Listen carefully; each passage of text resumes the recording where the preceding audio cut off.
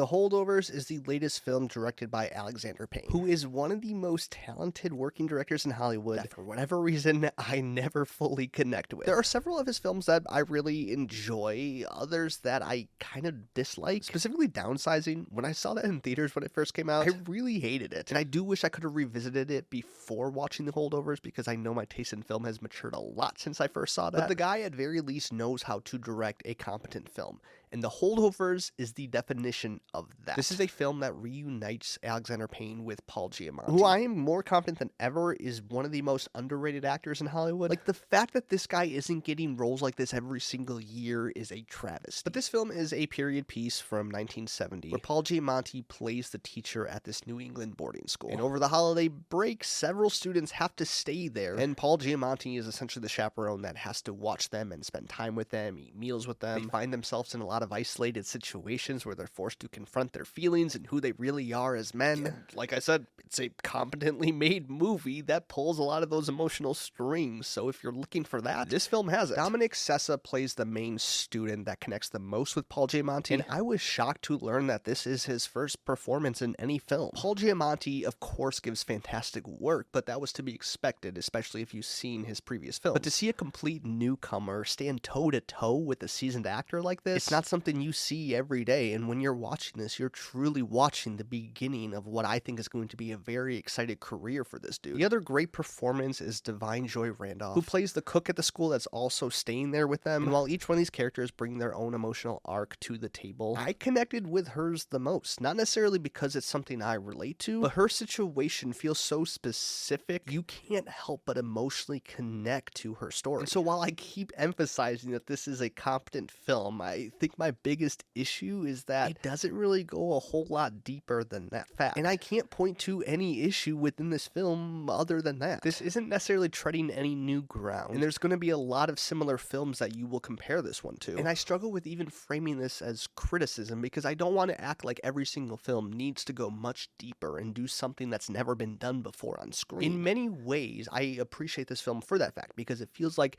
a return to an older version of Hollywood, even one of 10-15 years ago where more movies like this were being made. And it's interesting because I think if this would have come out in the early 2000s, it would have fit in much better than it does now. However, I think why it's so successful and why audiences are connecting with it so much right now is because we don't see as many films like this one. It is so sincere and so earnest and is very successful in what it wants to accomplish. And that is make you feel good. Make you feel good as you are connecting to these characters, make you feel good as you're being nostalgia for the 70s, a time that I wasn't even alive in, but for some reason it just feels really nice to be surrounded in that. It's beautifully shot in a cold, snowy New England. The score especially is just beautiful, mixed with the soundtrack that again plays with all these nostalgic beats that you're used to. A very specific Cat Stevens song that also appeared in an earlier film this year, Are You There, God? It's Me, Margaret. So I guess for whatever reason, it's just the year of nostalgic 70s films. It's also interesting to observe the general audience's reception to this film, because I do think this is going to be one of the definitive films this year that a lot of families go out and see together. It feels very safe, and I don't mean that as a negative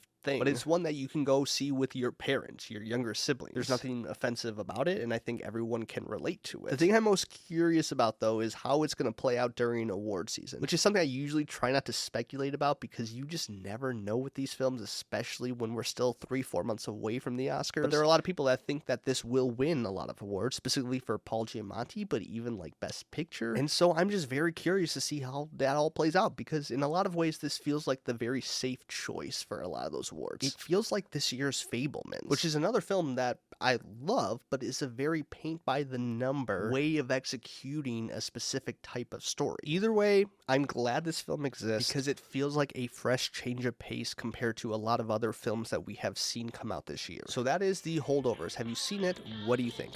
Comment below. Don't forget to like and subscribe if you want to see more content like this, and I will see you next time.